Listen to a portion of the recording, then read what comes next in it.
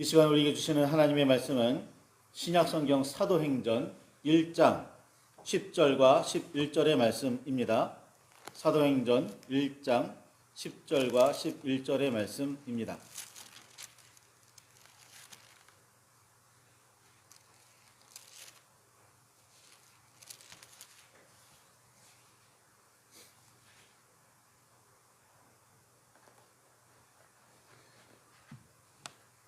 찾으셨으면 우리 함께 말씀을 봉독하시겠습니다. 올라가실 때에 제자들이 자세히 하늘을 쳐다보고 있는데 흰옷 입은 두 사람이 그들 곁에 서서 이르되 갈릴리 사람들아 어찌하여 서서 하늘을 쳐다보느냐? 너희 가운데서 하늘로 올라가신 이 예수는 하늘로 가심을 본 그대로 오시리라 하였느니라. 아멘. 주님 우리의 마음을 여시어 말씀을 깨닫게 하옵소서. 아멘. 주님의 사랑과 그 크신 은혜가 성탄을 누리는 저와 여러분 안에 가득하기를 소망합니다. 아멘. 바울은 빌립보 교회에 편지를 보내면서 그리스도 예수의 마음을 품어야 한다고 가르쳤습니다. 바울이 말한 그리스도 예수의 마음이란 빌립보서 2장 5절에서 8절까지의 말씀에 보면 크게 두 가지로 말할 수 있겠습니다.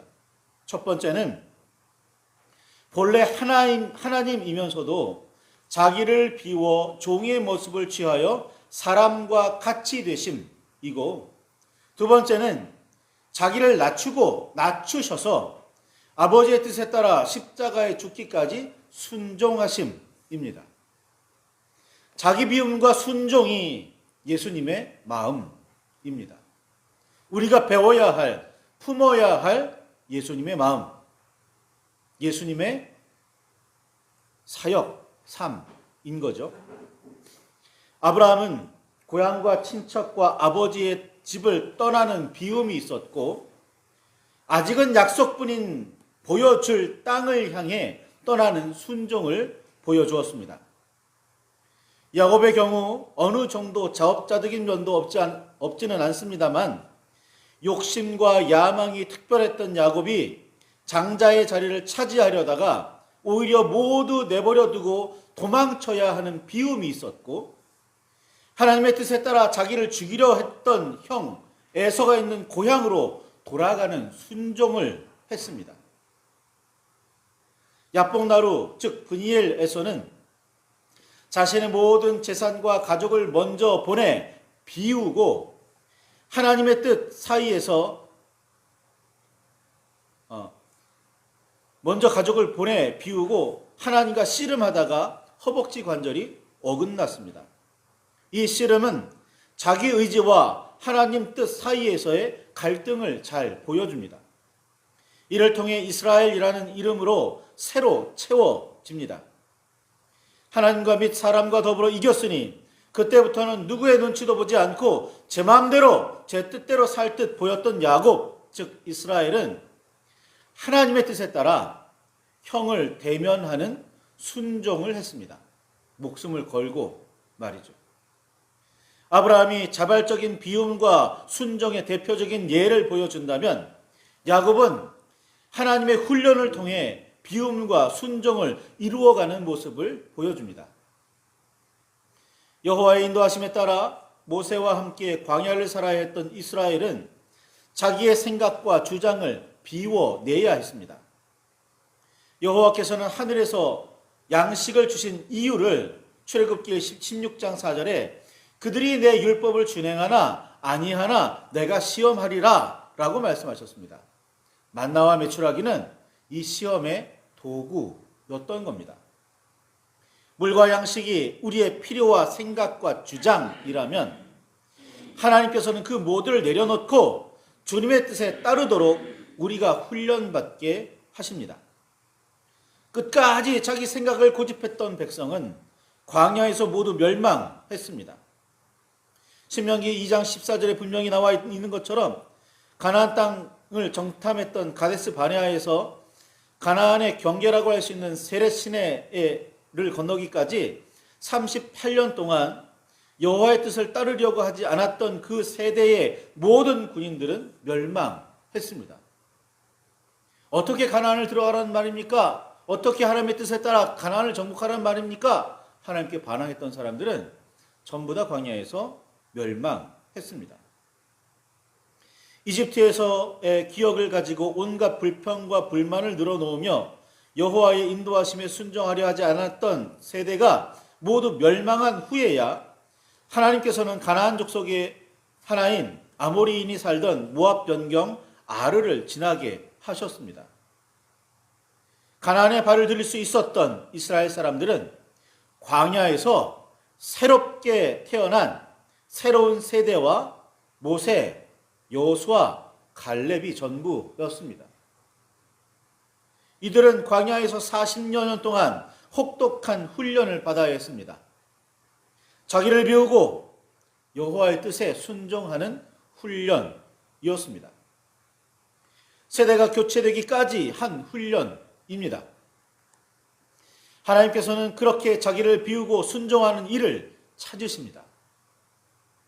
우리 주님 예수 그리스도께서는 하나님의 모습을 지니셨으나 하나님과 동등함을 당연하게 생각하지 않으시는 비움을 행하셨습니다. 그저 아버지의 집을 떠나 장자의 권리를 포기하는 일 정도가 아닙니다.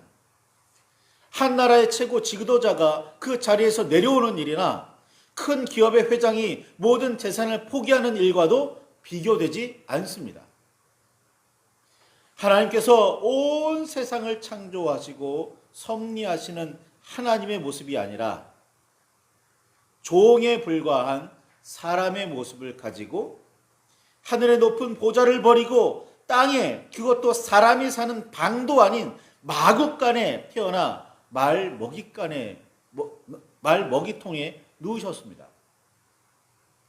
예수님께서는 아무도 알아주지 않는 마을, 유대인들은 어떻게 해서도 선한 것은 나올 수 없다고 여겼던 갈릴리 나사렛 출신으로 사람들 앞에 나타나셨습니다. 가난하고 병들고 소외되고 죄를 저질렀다고 버림받은 사람들을 찾아가셔서 친구가 되어주셨고 구원을 선포하셨습니다. 왕이나 영웅 정도가 되어야 신의 은총을 받을 수 있다고 여겼던 시대였습니다. 저승길을 가려 해도 넉넉한 노자가 있어야 무사히 도착할 수 있다고 믿었던 시대였습니다. 그런 시대에 아무것도 없는, 아무도 아닌 사람들에게 복음과 구원이 선포되었으니 그야말로 놀랄 놀자였습니다. 감옥에 갇혀있던 세례 요한은 제자들을 보내 예수님에게 이렇게 물었습니다. 오실 그이가 당신입니까? 우리가 다른 일을 기다려야 합니까? 라고 말이죠. 이때 예수님께서 이렇게 대답하라고, 이렇게 요한에게 알리라고 말씀하셨습니다. 마태복음 11장 4절에 있는 말씀이죠. 맹인이 보며 못 걷는 사람이 걸으며 나병 환자가 깨끗함을 받으며 못 듣는 자가 들으며 죽은 자가 살아나며 가난한 자에게 복음이 전파된다 하라 라고 말이죠. 예수님께서 이렇게 말씀하신 데는 이런 이유가 있었던 겁니다. 남녀노소, 지위, 고하, 빈부, 귀천을 막론하고 누구에게나 복음과 구원이 선포되고 있다는 말씀의 의미는 여호와 하나님을 섬기며 예수 그리스도를 따른다면 누구나 주의 은혜와 섭리를 누리는 백성과 제자가 되는 세상이 진정한 하나님의 나라이기 때문입니다. 이는 당시의 통념을 완전히 깨는 뒤집어 엎는 말씀이었고 그만큼 당시 사람들은 세상은 받아들이기가 힘든 말씀이었습니다. 가진 자가 축복받았다.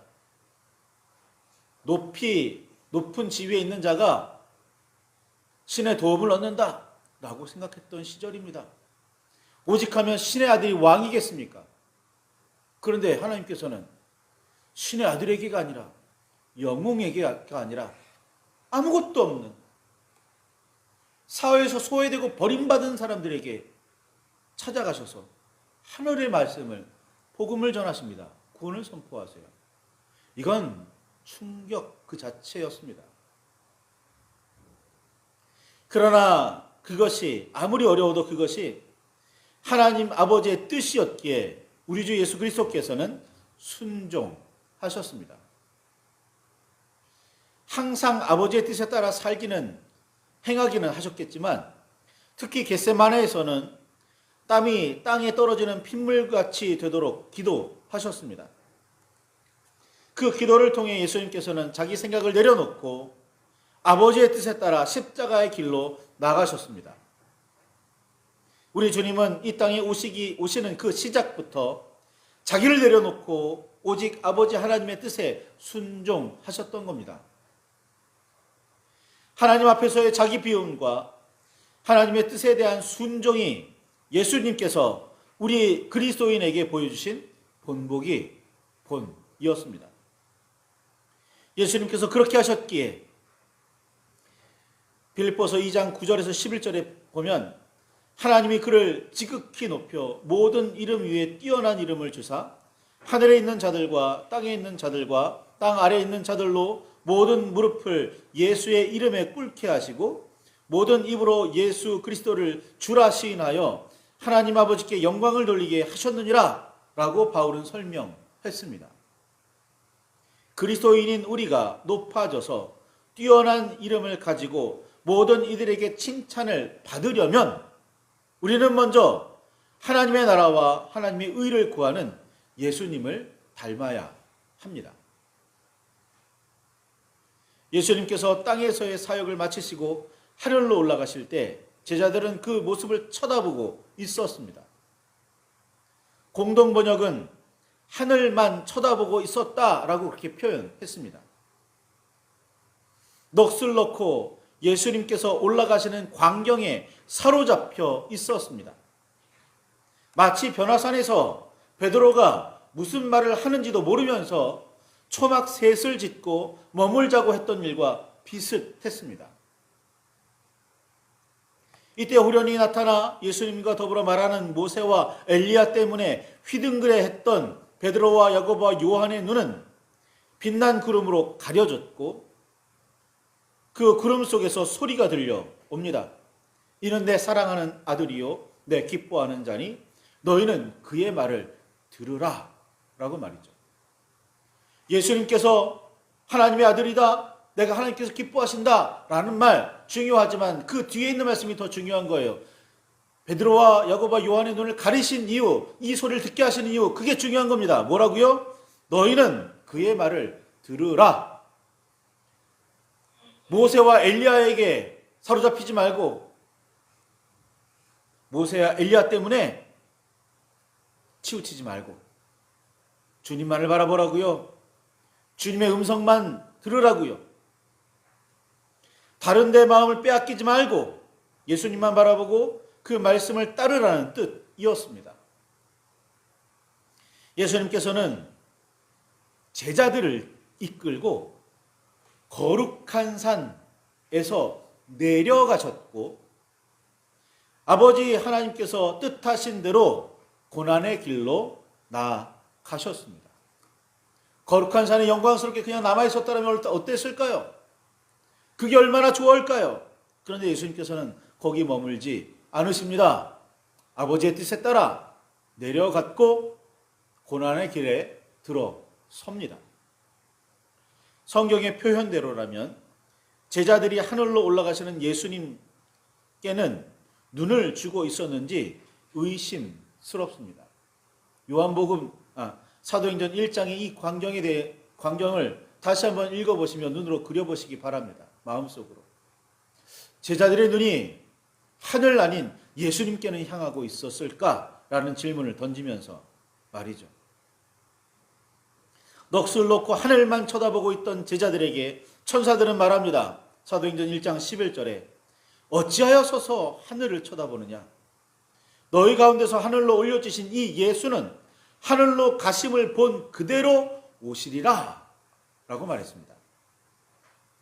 하늘로 올려지신 주님께서는 땅으로 다시 오실 테니 그만 하늘을 쳐다보고 나아가 예수님께서 보여주신 대로 행하며 하나님의 뜻을 전하고 이루라는 말씀입니다.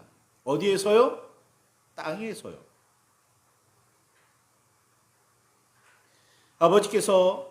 예수님께서 아버지의 뜻을 따라 자기를 비우고 순종하셨듯이 그리스도인인 우리는 땅에서 예수님께서 삶으로 본을 보여주신 대로 여호와 하나님의 뜻에 따라 자기를 비우고 순종해야 합니다. 성탄절은 단순히 2000여 년 전에 이 땅에 오신 예수님을 기억하고 기념하는 날이 아닙니다. 예수님의 생일이니까 축하하는 날이 아니에요. 물론 그런 의미도 있습니다. 예수님께서 2000년 전에 이 땅에 오셨지, 그래서 우리에게 구원을 선포하셨지, 그래서 우리가 지금 신앙생활을 할 수 있고 구원을 소망으로, 하나님의 나라를 소망으로 가지고 이렇게 살아갈 수 있지. 그 예수님의 오심이 얼마나 귀한지, 그 성탄이 얼마나 소중한지, 그 주님께서 우리에게 어떻게 오셨고 어떤 일을 하셨고 어떻게 우리를 섬기셨고 어떻게 우리를 구원으로 이끌고 계시는지 기억하는, 되새기는 날입니다. 그러나 또 한 가지가 의미가 있다는 사실도 기억하시기 바랍니다. 예수님께서는 하늘로 올라가신 그 모습 그대로 우리에게 다시 오신다고 말씀하셨습니다. 그렇게 우리는 이 성탄절에 2000년 전에 예수님의 이 땅에 태어나셨다에 더해서 주님이 다시 오심을 기대하고 기다리고 있음을 기억하는 날, 그게 성탄절입니다. 주님께서는 우리 곁에 다시 오십니다. 다시 오셔서 우리를 심판하십니다. 무엇에 따라? 하나님의 뜻에 따라서요. 하나님의 법에 따라서요. 내 생각, 내 판단, 내 어떤 공로에 따라서가 아니라 하나님의 뜻에 따라서요. 그러니 우리는 이 성탄절에 기억해야 합니다. 주님의 오심을 준비해야 하는구나 라고 말이죠. 주님의 오심을 어떻게 준비해야 하겠습니까? 주님께서 다시 오셨을 때 우리는 주님께 어떤 열매를 보여드려야겠습니까? 주님께서는 우리에게 어떤 것을 기대하실까요? 주님께서 2000년 전에 오셨지, 생일 축하의 의미만 담은 날이 아니라는 사실을 기억하시기 바랍니다. 이 날에 우리는 한 가지 다짐해야 합니다. 주님이 오실 때, 주님께서 다시 오실 때 나는 무엇을 예비해야 할까? 무엇을 준비해야 할까? 주님의 오심을 어떻게 준비하고 기다려야 할까? 라고 말이죠. 말씀을 들고 깊이 묵상하시기 바랍니다. 우리는 성탄을, 주님의 오심을 어떻게 예비하고 준비하고 있는지, 어떻게 지내고 있는지, 나를 중심으로인지 하나님의 뜻을 중심으로인지 깊이 묵상하시기를 바랍니다. 주께서 우리에게 주의 크신 은혜를 밝히시기를, 더하시기를, 풍성히 허락하시기를 소망합니다.